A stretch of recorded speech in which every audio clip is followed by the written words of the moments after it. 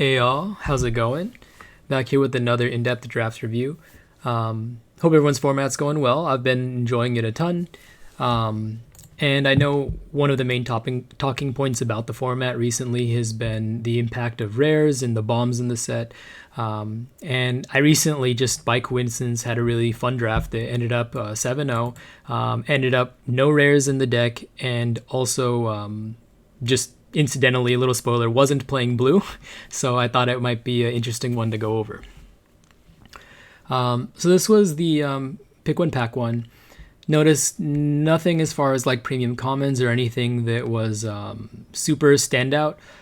In packs like this, usually what I'm looking for is something that is a unique effect or something that could be powerful, but is maybe, if not great on average, is important to, one or two decks, so that if I happen to go there, then I have at least one of my important cards.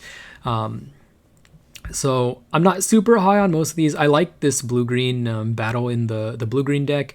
Sometimes a decent card advantage, Scry 3 matters, backside matters as well as sizing and trample.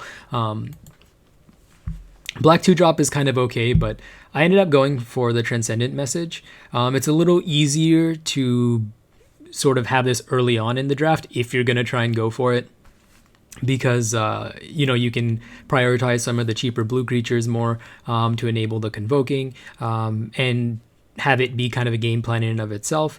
I'm not committed to it, and I'm not super huge on this card, but there was nothing in the pack that I felt stood out and that I really wanted. So like I said, I'm taking the most unique and powerful effect in the case where if it works, it will be a good card in the deck. Moving on to here.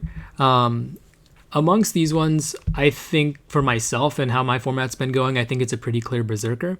I like this card a lot. I think in this format, the role of 2-drops is largely to stave off early aggression in a lot of decks, and if possible, to help with your card selection. This does both of those things. 1+1/+1 counter and a card draw is pretty great rate. It's flexible, lets you use your mana well at almost all points along your curve. So yeah, I'm really high on this card. I think it's quite good. Other consideration, passing the Cosmic Hunger, and really not too much else. Wrath is pretty good, and actually might even be something to consider with a Transcendent message. But I'm a little higher on black than white. I don't know that I'm blue yet, and I'm just happy to take the good single color card here that stays more flexible. Moving here. Again, nothing super outish as far as like a premium commons go. Finn is fine-ish in some green decks, but not great for me. And then I actually like this kind of grindy plan. In the set, I think discard is maybe the best it's been in quite a while, just given that a lot of decks want their lands and they want their spells, so any 2 cards you hit is impactful.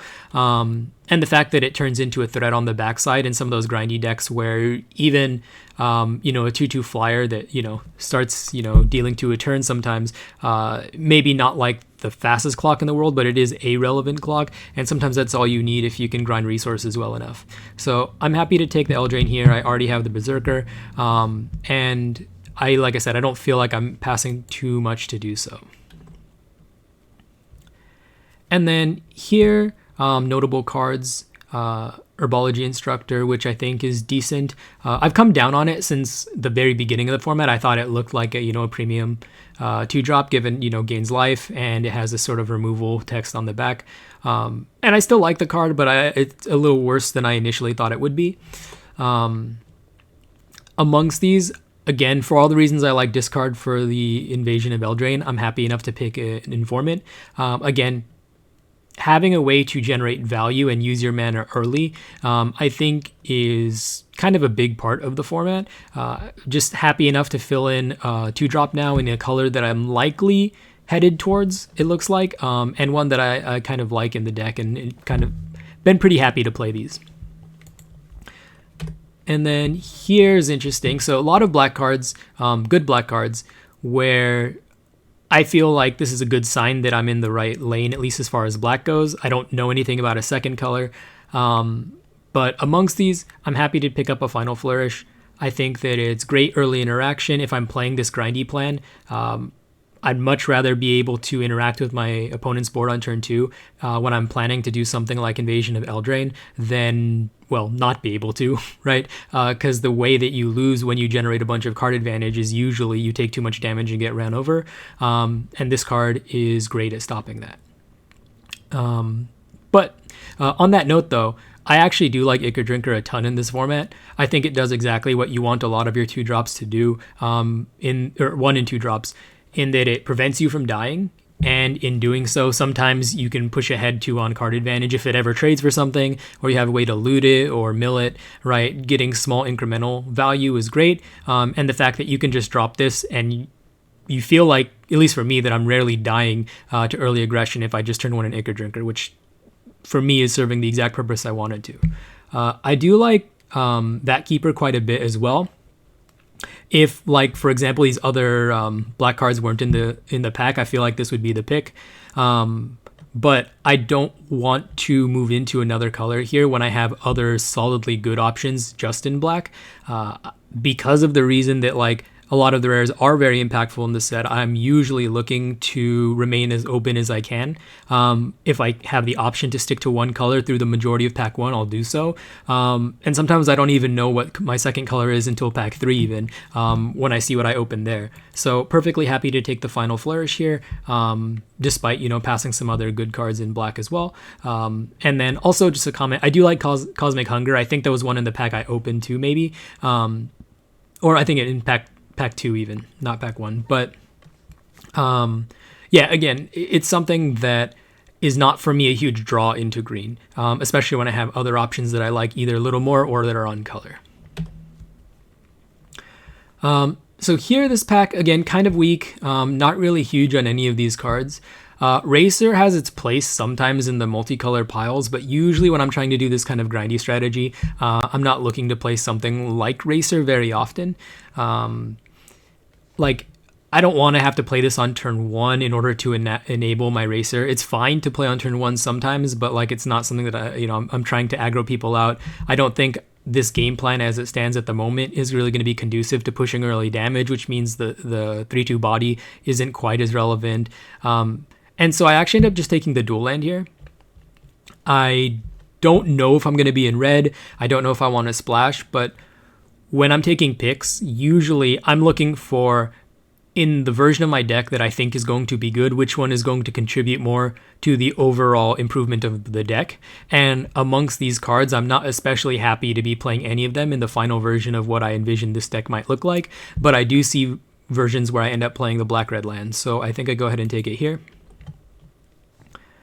Okay, amongst these, there are a couple good cards here that I'm interested in. Oracle, I actually like in blue-black a decent amount. The looting, just to guarantee you either hit your land drops and or, late game can dig for spells, is great. Randomly shuffling stuff back in is not irrelevant sometimes, because, again, just refilling and gassing up your deck can be very good. And then Cryptomancer, there are versions of blue decks where I think this card is awesome. In particular, I really like it in versions where you have the incubate tokens like Eye of Gitaxias and stuff, which seems maybe a little strange, but I think the biggest thing is a lot of the blue interaction can generate value, specifically Dispersal, can generate a lot of value by bouncing those cards, and then all of a sudden you're losing the value you accrued by having cast them and at a mana disadvantage. But if you can protect them in the way where your opponent's Dispersal fizzles, then you not only get a card advantage there because you get, small because you get a 0/1, but again, you also get to keep your threats, and a lot of the plan for dealing with your threats goes away against the blue decks if they can't Dispersal your creatures on attack. So that said, I like this card in general, but I think in the way this is shaping up, I'm probably not going to be attacking quite as much. Again, I'm looking more at a grindy-ish plan and just having a 2-drop to hold the ground and make sure I hit my land drops and so forth. I'm more interested in that. Also, as far as Unseal goes, there are decks that I think will play this, but I'm not super excited about it most of the time. I'd prefer to get my card advantage elsewhere, either, again, by ripping apart my opponent's hand, or also just a myriad of other ways that I'd prefer rather than having to cast Unseal. So yeah, taking Oracle here. Here, very happy to pick up the Ichor Drinker. like I mentioned earlier, for all the reasons I mentioned earlier, I like this card quite a bit. There are sometimes curve outs where if you end up with multiple Scornblade Berserkers, which is pretty fortunate to happen, but it does happen because I think these go much later than they should, then you can go like turn 1 Ichor Drinker, and then if you have like turn 2 backup, then you have a 2/2 Lifelinker, and if every now and then you get to back up again. And I mean, if you're making like a lifelinking threat on turn 1, and if they kill it, then you get back another 2/2. Like that's actually like a pretty huge game. So here, happy to take that. Amongst these ones, there's nothing I'm really interested in playing. As far as just like the objectively best card, I think it's probably Adaption amongst these. If I was like just gonna kind of blindly pick independent of color, but I think I take blue just to cut it, just to dissuade anyone to my left from being in blue. Also, if I'm really in a pinch in playables, like let's say blue is gonna be pretty cut, and but I open a really good blue bomb, right? And I want to play the blue cards because I have high impact cards, but I don't get there on playables. There's like a very small outside chance I can play this, especially if I'm picking up the black 1-drops. It does make it a little more palatable to play the overcosted flyer. Amongst these, happy to pick up a Mauler. Again, we do need some way to win the game eventually, even, you know, if the plan is to use removal and discard to attack our opponent's resources. We do need to end it eventually, so happy to pick up 1 Mauler here. Amongst these, again, I'm going to take the Oilcaster, again, just to cut black a little bit. I don't really think it matters that much, and in fact, it's probably the worst card amongst the 5 even. But I don't see myself moving into green or white, given how this has gone. And I haven't really seen much in the way of red either. And even then, I don't feel like I'm missing most of these cards in the version of the deck that plays all of the black cards that I'm planning to play. Here, again, kind of just nothing. I don't know what I take here. I guess the Knight, just in case, again. Not really wanting to play it in this style of deck, but it's blue. Here, again, not much for me. Kite Sail. Valduk in red-black if I end up there. There may be some versions where I'll play it, but again, I'm not very excited about it. And on to pack 2. So for this one, again, nothing in the way of rares, but so I had mentioned in packs like this where there isn't a clear like best card, or at least one that's like, hey man, that card is really, really objectively good. I look for things that are very important to their particular archetypes, and Furnace Rains definitely fits the bill.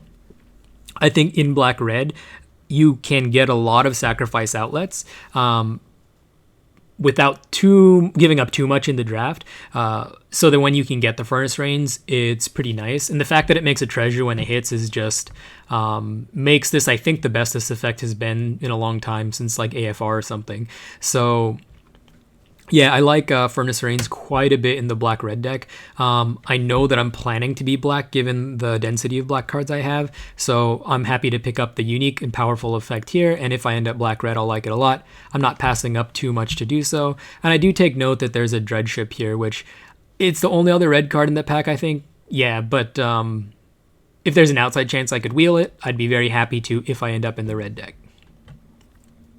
Okay, amongst here, so this is interesting. Jin Gataxias, I think, is okay, but not game-breakingly good. I don't think it's reliable to count on trying to like flip it ever, and on rate, 5/5 ward for 5 is, you know, decent card, and if you can draw cards off it, then it becomes great. But getting to 5 mana and casting it, and then having a bunch of non-creatures for 3 or more, it's a little bit optimistic. Definitely not undoable, but I think this card might read a little bit better than it actually is. And likewise, I think this card reads worse than it actually is. Like, at a glance, it doesn't look that great, but I'm very high on it for its flexibility. I'm happy to pick up another Berserker here, passing also this the Black Battle. I do take note that I wasn't seeing very many blue premium commons at all coming around in pack 1, and so passing a Jin Gataxias, I feel like to some extent is going to close off blue, so I'm keeping that in mind as well. Maybe that's a good thing, maybe it's not. I don't know if this Furnace Rains at this point is gonna, you know, be a thing, because it's not like red was open either that I saw, but happy to pick up just the good 1-drop here. Okay, and amongst here, so this is where the first real decision comes in. If I wanted to stay the course on, again, just taking conservatively like the black cards, then I could take the Ichor Drinker, which I had mentioned I like quite a bit. Have no problem playing 4 1-drops in my black deck. And then if not, then my other options, I have another Furnace Rains and a Volcanic Spite here. And I think to people who don't have a lot of experience with the black-red deck, they would take the Volcanic Spite amongst us. And in fact, I mean, not to say that it's even right or wrong either way, but I think anyone who doesn't think this pick is at least close is undervaluing Furnace Rains quite a bit in specifically black-red. Obviously, if you're in like blue-red or something, that's a whole other discussion. But I actually take the Furnace Rains here. I do think that it's better than Volcanic Spite in black-red even. It's just a really powerful effect, and sometimes black-red can have a little bit of trouble closing, so the extra pressure you get from the threaten effect isn't even at all like irrelevant. So I think I'm going to take the Furnace Rains and try and venture my way into black-red. Also worth noting, Ichor Drinker, for whatever reason, does wheel. I'd say more often than it should. And so I think there's an outside chance I can pick up this one as well. Also, taking a look at my current sack outlets, because of course that matters when I'm going to go for the Furnace Rain strategy. I currently have both of these Berserkers as sack outlets, which is nice. Making a treasure is just a huge game here too, right? So that you can do this one turn earlier. Final Flourish is also a sack outlet. So I have 3 at the moment, and I'll keep that in mind as I do the draft, that I want to be looking for more if I can. So here, speaking of, another Final Flourish. Again, happy to pick up the cheap removal. I'm planning to just kind of grind out a bit, and the fact that I can sack the creature for Furnace Rains with the Final Flourish is another reason that it kind of synergizes nicely. Amongst these ones, happy to pick up a Scrounger here. Again, I don't mind if my main source of card advantage, so to speak here, is going to be rummaging. I know it's not actually card advantage, but I don't mind ditching my lands here. In this deck, it's not like I have a super heavy mana requirement or like a bunch of mana sinks. Yeah, I'm likely to play this 7-drop, but I can always have the option to not loot my lands if I need them, and late game, if it comes down to it, if I'm just grinding with discard and removal, I think that I can get there anyways. Also, I have that the Dreadship that has a very, again, I'm not counting on it wheeling, but if it does, awesome, because Scrounger Dreadship is pretty nice because you can just keep crewing in order to rummage. Okay, amongst these, so this was actually a kind of a close pick for me. On one hand, I have this kind of generically decent 2-drop, not incredible, but definitely playable, and I have the Conviction. And so here, because I had the 2 Furnace Rains, I went for the Conviction. I think that it's not unfathomable that I can end up with creatures that I don't mind sacking at the very least.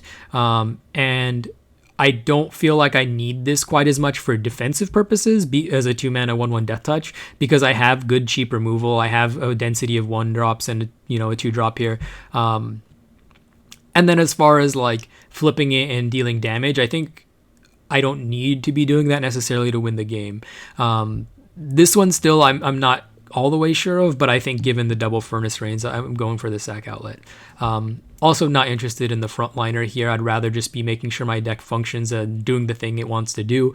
Not to say I wouldn't ever play a frontliner, but I think I would take either of these over it. Here, again, not too much for me. Searing Barb looks atrocious on rate, and I think in a lot of other red decks it likely is. But in black-red, you have ways that you can make use of the Incubate token a little bit more. Chipping in damage here and there is maybe how the deck can play out with some of the 1-drops, and so I don't mind taking the Searing Barb and maybe playing it if I need to, but also being happy enough to cut it if I can. Here, this one is pick 8. I end up with a Dreadship, which I'm ecstatic about. Again, it gives me a way to clock my opponents. It makes 2 game objects for like sack purposes if I need to. And yeah, just pretty happy about it. Also, it gives me hope for a small amount of time that in pack 9 I'll get the other one, because if this one came pick 8, maybe I'll get one pick 9. And there it is. So pretty happy about this. I think both versions are going to make my deck. And then we'll see where it goes from here. Not too much here that's relevant for me. I'm not looking to play a combat trick in this deck because I'm not looking to get into combat very much. I have some good interaction already with the double Final Flourish and the double Furnace Rains. So like I said, I'm not really looking to be in like attacking and blocking in combat very much. But I'm not playing any of these, so I don't know if I take the Hoplite or the Coming in Hot or whatever. Hoplite, I guess. Okay, so from here, then we have this failed conversion. Again, only black card. I don't want to play it, but I'll take it. Here, probably just the red card, I guess, but again, not looking to play it, and just random stuff. All right, and then pack 3 here. This one's pretty interesting. Collective Nightmare versus Stoke the Flames. So for this one, I remember I tanked pretty hard on this one because I think, they're very similar, both convoke removal spells. I decided on the Collective Nightmare. I think that Stoke the Flames does have its place, but there's a couple things going for Nightmare. First of all, I have way more black creatures than red creatures, so Stoke the Flames is not going to be an easy cast. Also, I probably want to be playing more swamps than mountains in this deck. And so it creates kind of an awkward mana situation to take the double red card without red creatures very much to convoke it. And so the black Collective Nightmare is going to be a little easier on the mana. Also relevant, I think one of the upsides of Stoke the Flames, just as when you think of how quote unquote good this card is, I think one of the upsides is that it can go face and finish out games where you might otherwise have come up a little bit short. But the way this deck is looking, I don't feel like I'm going to be winning by just a tiny bit. Because if I'm attacking their hand successfully, I know I've been talking about this, and at this point I only have the 2 discard cards, but I think that's still relevant enough. And if basically the idea is that I'm trying to attrition them to some extent, right? I'm trying to trade resources, use my removal, come out ahead with some not even great 2-for-1s, but still kind of 2-for-1s, and this Furnace Rains package to deal with the big threats. That said, I don't think I'm going to be coming out the gates quickly, and so the burn to face on this becomes slightly less good. So I would consider this a worse than average Stoke the Flames deck, and maybe a better than average Collective Nightmare deck because of all the 1-drops. So happy to take it here. Here, again, I am kind of worried about my threat density. I don't have that much in the way of threats at the moment, but I'm not ready to give up card value as big as the difference between Final Flourish and any of these other 2 mana plays, or 1 mana. So I'm just taking the good card here. I'm hoping I can wheel maybe the Prankster or the Gremlin if I need to play them. I'd prefer not to, but I don't know what the final deck will look like, but I'm just taking the good card here still. Amongst these, I'm not super excited about the Freewheeler, but I think it's the best pick. Like I said, I am a little worried about the density of threats in my deck, and I don't mind just taking a generic creature to kind of get the job done if I need to. I'm also noticing here, by the way, Halo Forger, Dispersal, Preening Champion. So I had mentioned I wasn't seeing a lot of blue pack 1. I think we got past kind of late Oracle, but not even that late because it's not like this card is a premium pick. And not really much else. And we passed the Jin-Gitaxias going that direction too. So kind of surprising to me to see all the blue here. But again, I'm already in too deep. Amongst these ones, picking up the Huntmaster, again, 1 more sack outlet to make the Furnace Rains plan a little more consistent. Also relevant that it can sack treasures and things. So if I make a treasure off the Furnace Rains that I don't need to use that turn, I can turn it into a 3/3. And I think this card is just generically decent at attritioning. If you leave mana up, it means your other threats can't really be removed without you getting value for them. And otherwise, they're using using removal on your 2 mana 3/3 or 2/3. Given that my deck looks more black than red, it's not out of the question that I could play Timoret. But again, I think this Huntmaster, given the fact, like I said, I was worried about the threats in my deck, it is good enough to get there. Here, I think I'm just on more Ichor Drinkers. I wouldn't mind a second Scrounger here. But again, I think it's the Ichor Drinker. I have enough removal. I don't need this. And again, just early cheap 1-drops to generate value, I'm kind of in for it. Also, it works kind of nicely with the Huntmaster in that you can play it, sack it, make a 3/3, and then make another 2/2, which is pretty nice, kind of small synergy there as far as creating threats without costing too much mana. Amongst these, really late captive weird, but I'm pretty happy to pick up the Invasion of Asgol here. Again, the more ways that I can keep their board clear, which at the moment I have a pretty decent number of Final Flourish and Furnace Rains with sacks, the better this card will get. So I'm pretty happy about it. There is some small synergy that if people aren't aware, like, so here when it ETBs, you target the player to sack. So like you can like Furnace Rains their best creature and then target yourself to sack it. But I personally, like, for me, that's like a break in case of emergency kind of plan. I'd rather not be using my 2-mana card along with my 3-mana card to kill their guy. I'd much rather sack it to anything else, Final Flourish, Berserker, or Huntmaster, than I would to this the battle. Okay, here, not much. I just take the black card, but I'm not playing any of these. Here, this is insane to me. Pick a Volcanic Spite when it doesn't seem like red has been especially open. I did wheel that one Dread Ship when it was the only red card in the pack, so like maybe there just weren't a lot of red cards floating around. But this is a total gift. Super happy to pick it up. Amongst these, I don't think I'm playing any of these. Here, I am happy to pick up the second Furnace Gremlin. I'm not super huge on this card in general, but I like enough that it's a threat. They cost 2 mana, and that if I need to, it has some small interactions with like some of these sack things, right? Final Flourish, like so on death, it could make an Incubate token. I could sack that to Final Flourish and so forth. So here, not much else. Wield the Scrounger, which is pretty fortunate. It's going to make the deck. And then nothing. So amongst here, this is what the final deck looks like. So 4 1-drops, and then Furnace Gremlin, Informant as 2-drops, and then just a pile of removal floating around. My threats here, double Dreadship, the Freewheeler, and the Mauler. And then Scroungers for rummaging as a source of like kind of pseudo card advantage if I need it. I still have Collective Nightmare as a removal on 3 with the double Furnace Rains to kill their big creatures, and maybe Huntmaster to grind a little bit on the kind of small to medium-sized creatures. So this is the plan. That's pretty much it for the deck and the draft. I did load up a couple of the games to take a look at if anyone's interested to see them, and just to see kind of some of the interaction, how the deck plays out, and all that. All right, so here's the first game. Starting on, I believe I'm on the play here, and we see the Companion Yorion. I have 3 swamps, removal spell, 3-drop. Furnace Rains with the sack outlet should it live, and cheap removal. So I'm going to keep this. It's not a great hand, but a lot of cards in my deck can still be cast off 3 swamps, and I'm not looking to give up a card here. Here, just swamp go. Opponent on the Ozolith.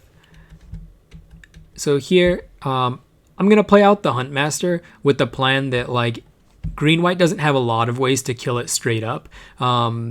They could have like pacifism, but that I'm actually maybe not so upset about to use it on the 2/3. And if not, then the plan is that I have the option to inform it and sack it to make a 3/3 next turn, and kind of see where that leads.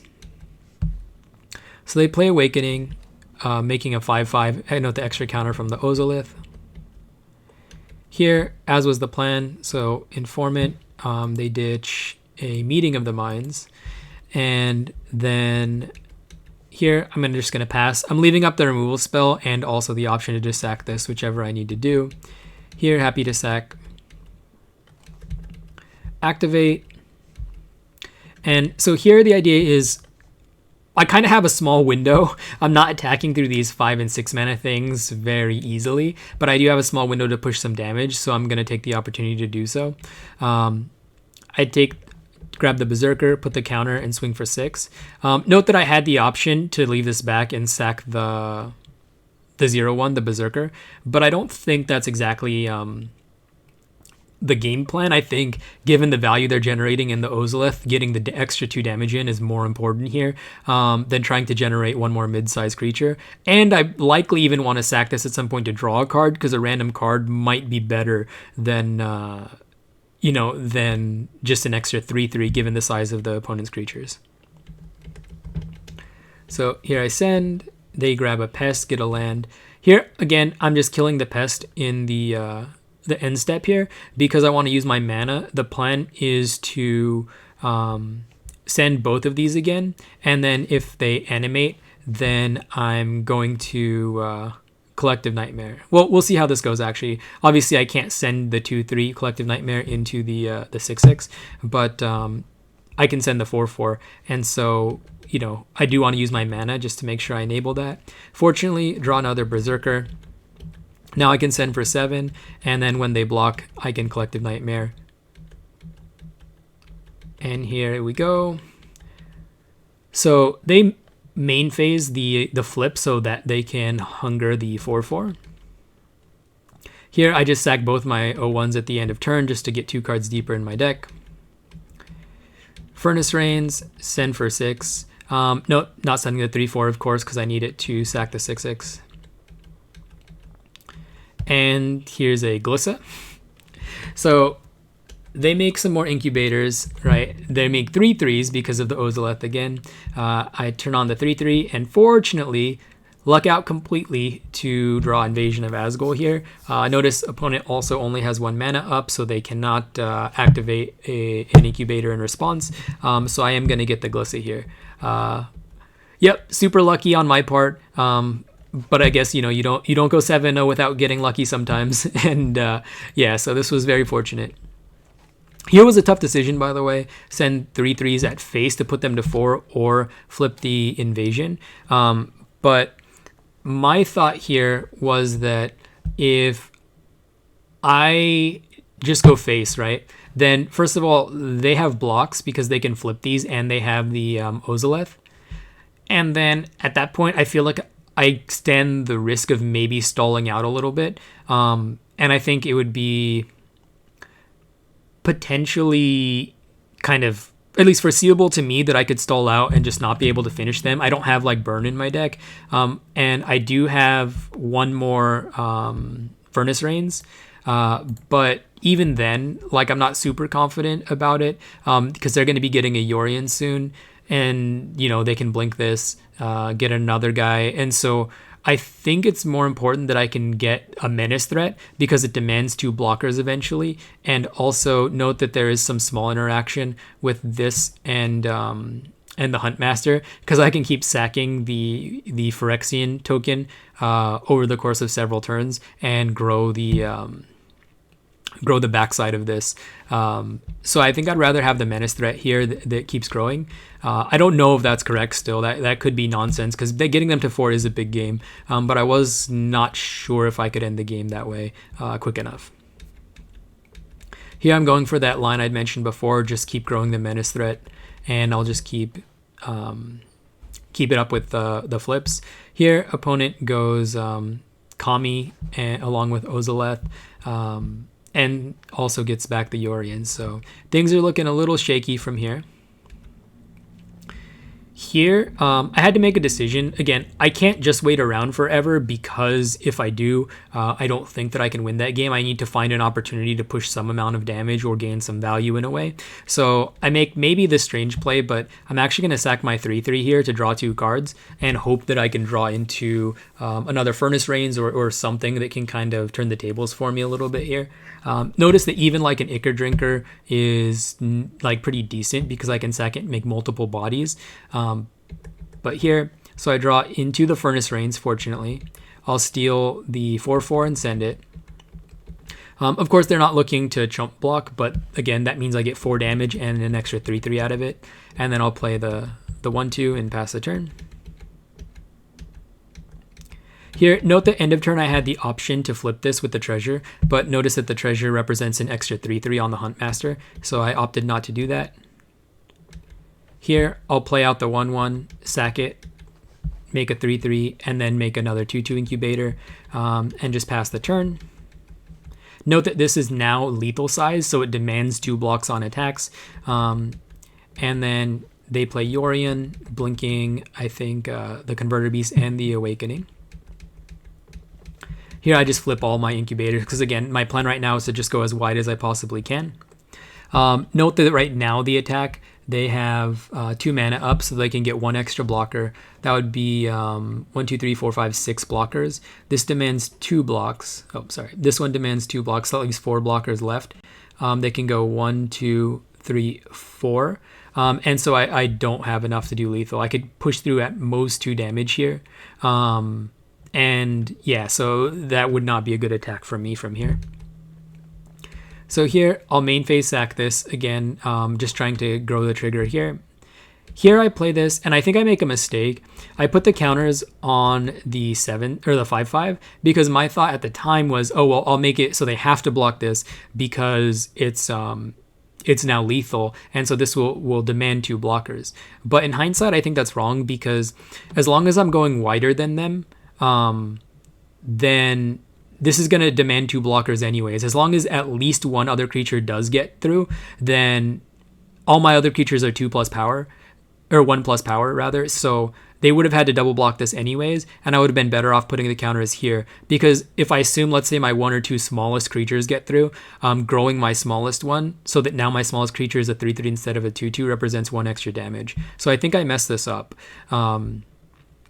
But anywho, so this keeps growing. Here they Ozolith and put counters here, and they grow this and they send for 12. I think my opponent kind of misevaluated what's important here. I think that Ozolithing was not nearly as important as flipping an extra incubator, because the only way they lose from here is if I can go around them by going wider. And so I think this was a little bit of a mistake on my opponent's part that left the door open for me. And in fact, right now, seeing as they don't have enough mana to flip, they have 1, 2, 3, 4, 5, 6, 7 blockers. These each require 2 blocks each, so that's 4, leaving them only with 3.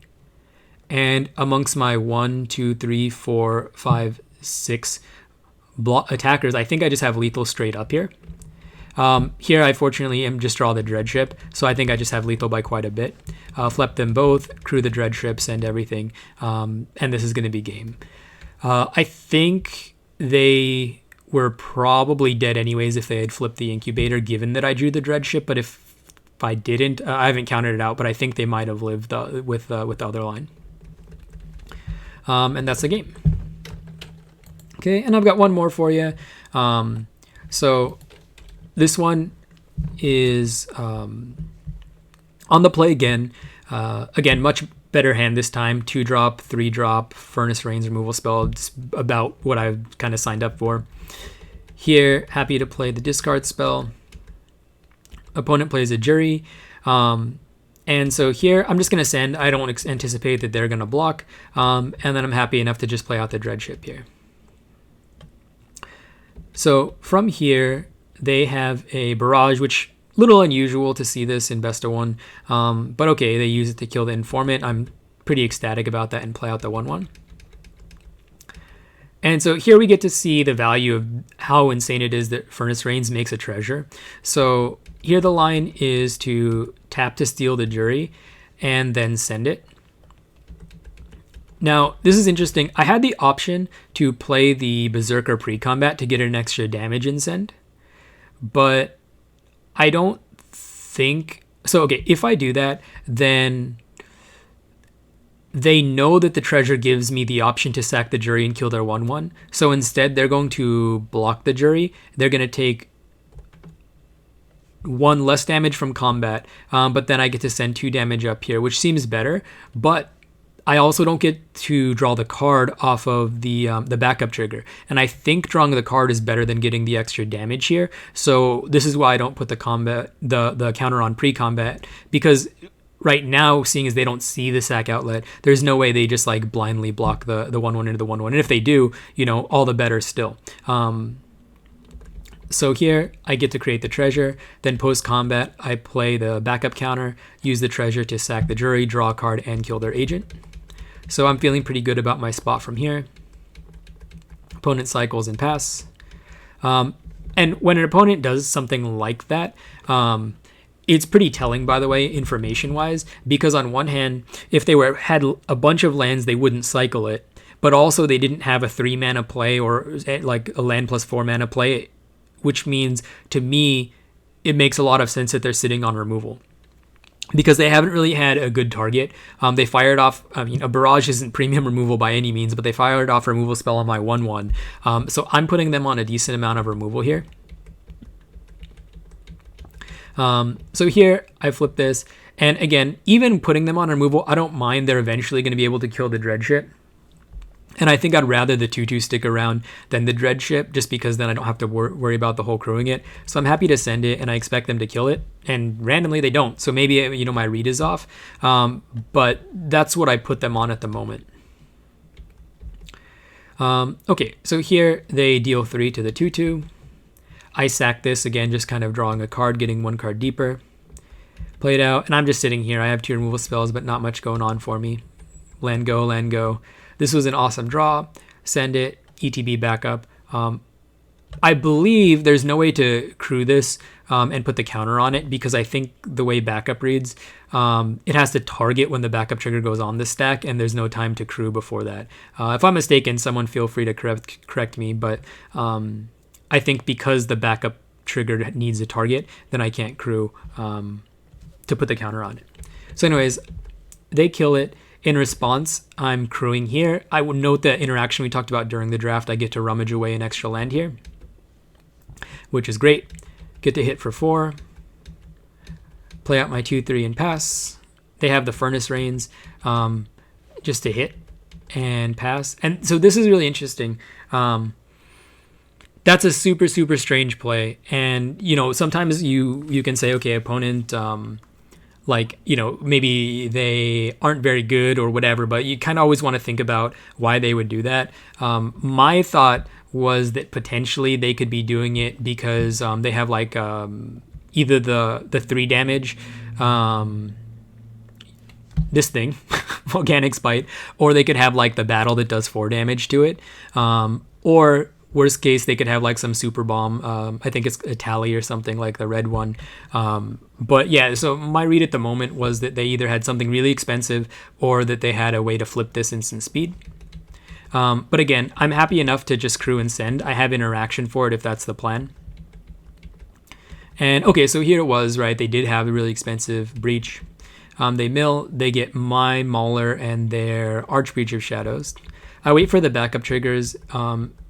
They target the, I believe they did both backup triggers on the 4/4 here.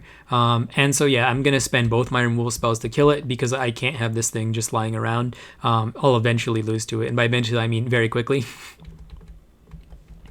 Here, again, another great draw.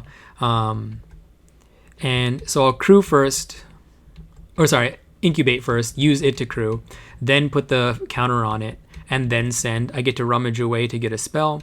And then here they get to trade off. But again, I've kind of worked my way through their breach already, which is very nice. Here they double spell. They put the backup counter on here, and with the counter on the stack so they can't sack it afterwards, I'll sack the incubator token to get the bruiser. Oh, by the way, I didn't talk about it, but I did tank for a while here before I decided to play the land. Because note that, like, I do have another way to loot, literally in play right now. But I thought that if I draw spells, then I'm in good shape anyways. And so I thought that I wanted the flourish up, just in case something goes wrong. Like if they play like a haster and I want to maybe like trade it or kill it so it doesn't flip the battle or something like that, right? I have that option. So I did play the land intentionally the prior turn. Fortunately here, I didn't see this line happening, but it does end up working out for me. Here, I also tanked it a little bit. I had the option to rummage away the Ichor Drinker in order to get the 2/2. But I actually thought that getting the 3/3 off the sack here is likely better than anything, or than what I was likely to draw off the rummage. So I was actually okay to just send for 2/1, make a 3/3, and then pass the turn. Here they have another of these battles, killing the 2/3. I get to flip both my things, hit for 7, rummage away the land.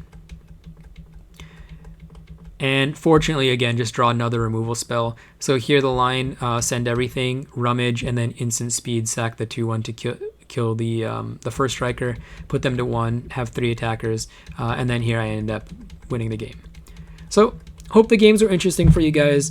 And yeah, so this was an example again of just sort of what a deck could be capable of on synergy, and just some kind of careful drafting to try and set it up in a way where you have a plan for the various strategies in the format. Yeah, if you guys have any comments or questions, feel free to let me know and I'll try my best to respond. And yeah, good luck in the drafts, everyone. See ya.